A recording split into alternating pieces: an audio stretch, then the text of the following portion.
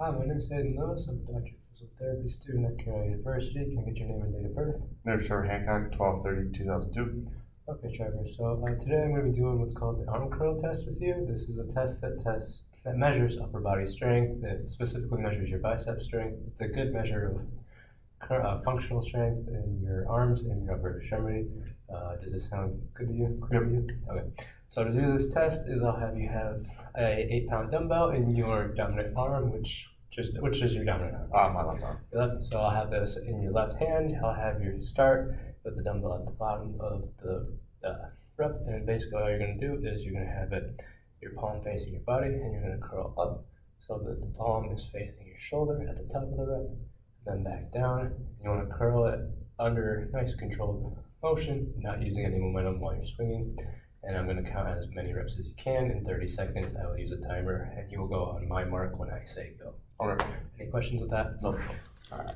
So I'm going to go ahead and hand you this dumbbell. I will get a stopwatch going. And I will tell you when to start.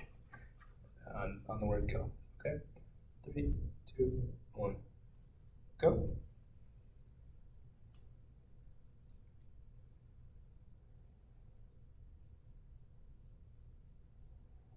Good job not using any momentum.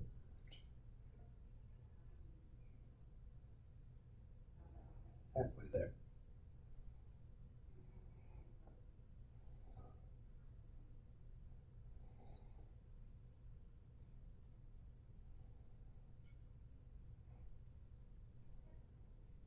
Go ahead and stop. Alright. So I counted 19, which is in the normal range, but in this case, we'll say you had 12, which is, we'll say you were 65, which is the abnormal range. You're slightly below average, meaning you're slightly weaker than what we would expect, meaning you might be at risk of some injuries in your future, coming any upper body extremity injuries.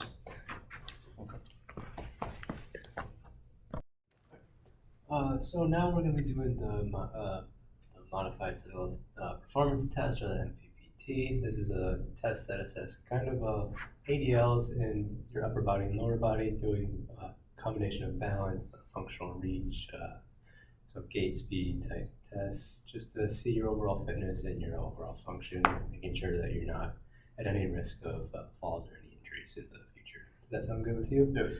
You ready to get started? Yep. Awesome. So first things first, can I have you take your shoes off for this first one?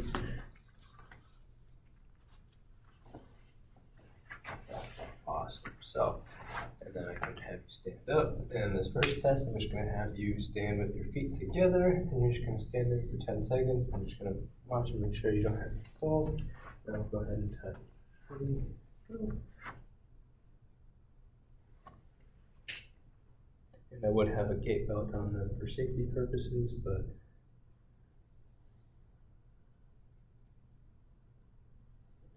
go ahead and relax there.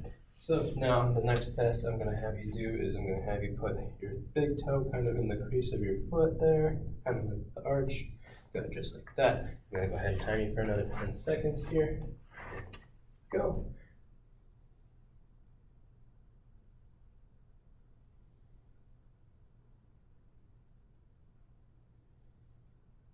All right, you can go ahead and relax. Give you a little bit of a break here. And then the last test I'm going to have you do is have one foot in front of the other, heel to heel. And whenever you're ready, I'll go ahead and have you get in position. I'm going to time you for another 10 seconds here. Here we go.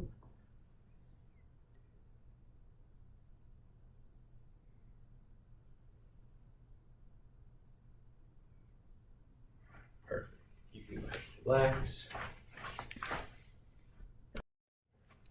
Next test is going to be a chair rest test. So what I'm going to have you do, I'm going to have this chair up against the wall. So normally we do a chair that doesn't have wheels, that doesn't move, but since we don't have a chair available, we're using a chair with wheels. So what we're going to have you do is we're going to have you sit near the edge of the chair here. I'm going to have your arms crossed, your feet flat on the ground. I don't want you using your arms to push up. All I'm going to have you do is stand up and sit back down 5 times as fast as possible. I will time you.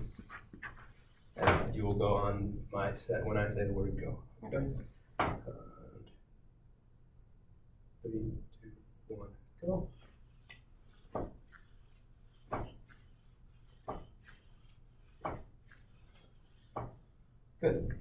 Okay. Alright, so the next component of the MPPT here is going to be called a booklet. So what I'm going to have you do is take this book and put it up on the top of your shelf here. This book is good because it's at your waist height. I'm just going to have you lift it, put it on top of the shelf as fast as you can. I'm going to go ahead and time you. You're going to go on my go. Okay. 3, 2, 1, go. Okay. Nice job. And that is. Alright, and the next component of the test is going to be what we call the jacket wearing test. So basically what you're going to do is put the jacket on as fast as possible. You're going to have it get all the way on so that it's above your shoulders, and then you're going to take it off as fast as possible. You don't have to stop or anything, and I will time you. You'll go on my mark. Once again, I will say go. You put it on and take it off and put it back on the chair. Okay? Okay. 3, 2, 1, go.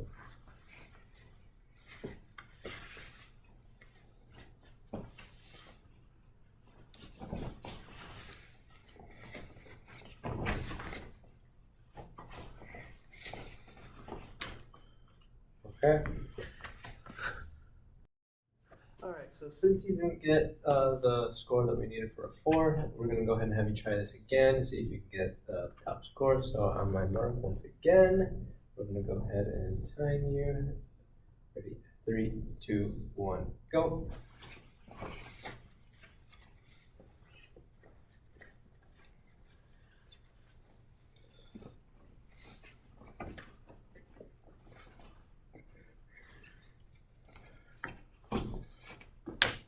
Okay. So you didn't quite meet the mark there, but I think a more appropriately sized jacket would also have to come into play. We will discuss.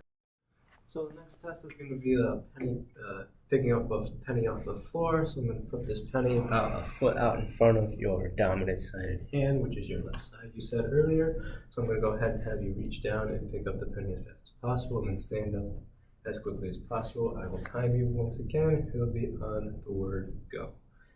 And 3, 2, 1, go. Good. The next test is going to be just a turn, doing a 360-degree turn. So I'll just have you stand there, and I'll have you turn in a circle like this, trying to just stay in one spot. And I'm going to go ahead and guard you, and I'm just going to go ahead and watch you. Go ahead. Good. Alright, and the next test here is going to be the 50-foot walk test. So what I'm going to have you do is walk from here down to that tape line out there, and then I'm going to have you walk back at a semi-fast speed, but still within your normal gait speed. I don't want you going too fast or too slow. I'm going to go ahead and get you on. You're going to go on my mark when I say the word go. Okay? Ready? 3, 2, 1, go.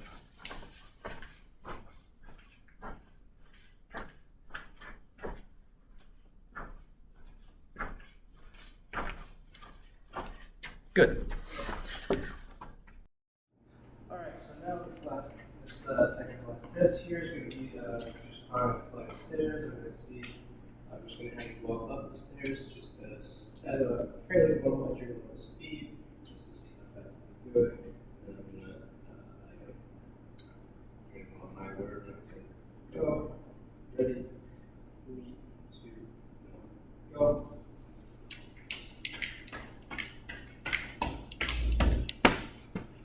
Okay, I'll go ahead and have you do this one more time. Since it was not a little in the formula, I'm going to go ahead and have you do it one more time, and then we do. Alright, 3, 2, 1, go. Okay. Good. So now that I've seen you do it and you got a 4 in that category, I'm going to have you just go up the staircase and down the staircase twice just to see if you can do a total of 4 flights of stairs.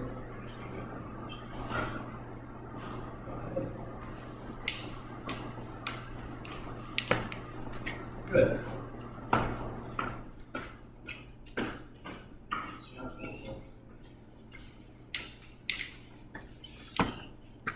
Good.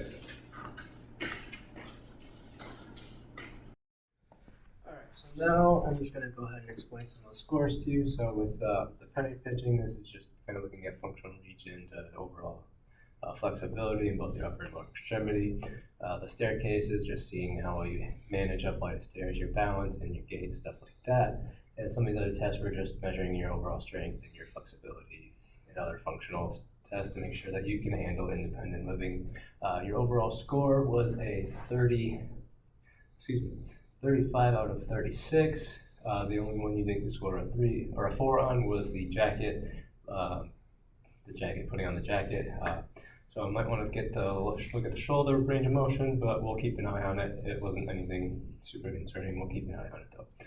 Overall, if you scored below a 32, that would be a slight moderate risk, and then anything below a 28 is increased risk of fall. So we're just going to make sure that you stay above that threshold and make sure you're not in any sort of danger of harness. Do you have any questions for me? No. Awesome. Thank you. Thank you.